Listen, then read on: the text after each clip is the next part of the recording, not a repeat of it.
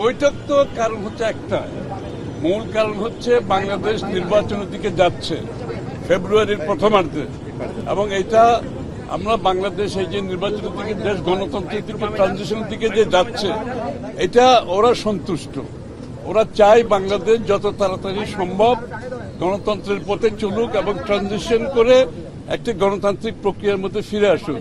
এইটার ব্যাপারে আমাদের বিভিন্ন আলোচনা হয়েছে এবং এটার প্রেক্ষাপটে আগামী দিনে আমরা কি করতে যাচ্ছি, ওদের ভূমিকা কি হবে, এবং বিভিন্ন রাজনৈতিক দলের মধ্যে যে কথাবার্তাগুলো হচ্ছে সেগুলো আলোচনায় আসছে। এবং শেষ কথা হলো গিয়ে এটাই, শেষ কথা হচ্ছে বাংলাদেশের যত তাড়াতাড়ি সম্ভব একটা নির্বাচনের মাধ্যমে দেশে গণতন্ত্র ফিরে আসা দরকার। এটা তারা চায়। আমরা যারা গণতন্ত্রকামী মানুষ বিশ্বজুড়ে, বাংলাদেশের বাইরে ইউরোপিয়ান ইউনিয়ন সহ সবাই চাচ্ছে বাংলাদেশে যত তাড়াতাড়ি একটি গণতান্ত্রিক অর্ডার ফিরে আসুক, এবং এর জন্য ওরাও কাজ করতে চায়। আমাদের সকলে মিলে এই কাজটা যত তাড়াতাড়ি সম্পন্ন করতে পারি, দেশের জন্য মঙ্গল, গণতন্ত্রের জন্য মঙ্গল। নজরুল ভাই বললেন আপনার ফেব্রুয়ারিতে নির্বাচনের বিষয়টা নিয়ে বলা হয়েছে, আপনি শুনেন নাই। আমরা বাংলাদেশের উন্নয়ন, বাংলাদেশে গণতন্ত্র পুনঃপ্রতিষ্ঠা, এই দুই ক্ষেত্রেই ইউরোপিয়ান ইউনিয়নের সহযোগিতা পেয়েছি আমরা সবসময়।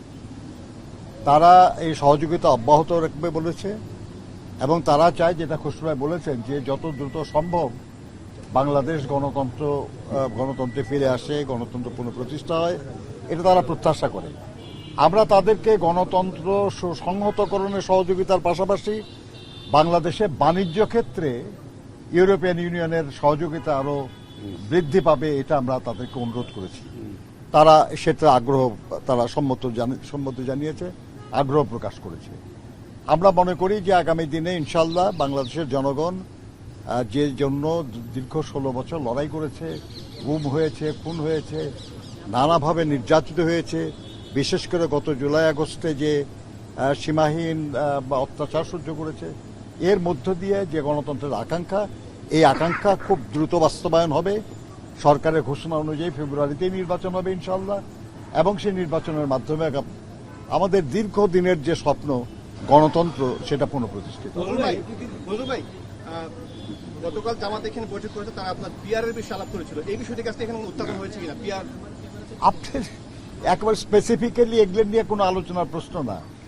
আর পিআর তো এখন আলোচনার খুব একটা বিষয়বস্তু না, এই কারণে যে যদি আপনি রাজিও হন তাহলেও তো এই নির্বাচন পিআরের মাধ্যমে হবে না, সেটা তো হবে সংবিধান সংশোধন হওয়ার পরে। কাজে আমরা আলোচনা করেছি আজকে যেটা, সেটা হলো আসন্ন নির্বাচন নিয়ে। এই নির্বাচনের পরে কি হবে বা সামনের নির্বাচনে কি হবে, ওটা আলোচনা বিষয়বস্তু। আমার মনে হয় না, আমি একটু এটা নজরুল ভাইয়ের সাথে এটা আলোচনা যে হয়েছে, এবং আলোচনার মধ্যে এটা ওরা অনুধাবন করতে পারছে যে পিআর যদি কেউ চায়ও, সেটা তো আগামীতে জনগণের ম্যান্ডেট নিয়ে সংসদে এসে পাশ করতে হবে, জনগণের ম্যান্ডেট নিতে হবে। আমরা কিছু লোক টেবিলের চারিদিকে বসে কিছু রাজনৈতিক দল জনগণের পক্ষ থেকে আগেভাগে তো এই সিদ্ধান্ত নেওয়া সম্ভব না। এটা জনগণের ম্যান্ডেট নিয়ে আগামী নির্বাচনের পরে যদি জনগণ চায় হবে, আর না চাইলে যে পরবর্তী সময়। Thank you. কথা বলে এক ধরনের কিন্তু কর্মসূচি দেওয়া হয়েছে, যদি বাইরে এটা তো এখানে কোনো ইস্যু না। শুনে দেখলেন না, আমরা দীর্ঘদিনে আন্দোলনে একসাথে করেছি, একজন আরেকজনের বিরুদ্ধে কিছু বলতে চাচ্ছি না, আমরা এটা বলতে চাচ্ছি না। কিন্তু কবে আমরা পিআরের আলোচনা শুরু করলাম, কে কবে পিআরের দাবিতে আন্দোলন সংগ্রাম করেছে? এই যে 5 জুলাই আগস্টের আন্দোলন হলো, সেখানে দাবির মধ্যে কি পিআর ছিল?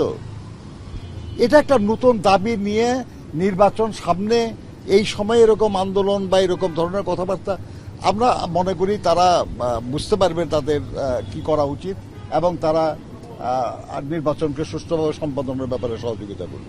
ধন্যবাদ। পিআরের বিষয়টা সবচেয়ে বড় কথা হচ্ছে, এটা তো আমরা কোন রাজনৈতিক দলকে বাংলাদেশের মানুষের সিদ্ধান্ত নিতে বলে না, সুতরাং এটা আলোচনার বিষয় না। কোন রাজনৈতিক দলের যদি সেটা ইচ্ছা থাকে, তারা আগামী নির্বাচনে জনগণের কাছে এটা নিয়ে যেতে হবে, ম্যান্ডেট নিয়ে সংসদে আসতে হবে। ধন্যবাদ।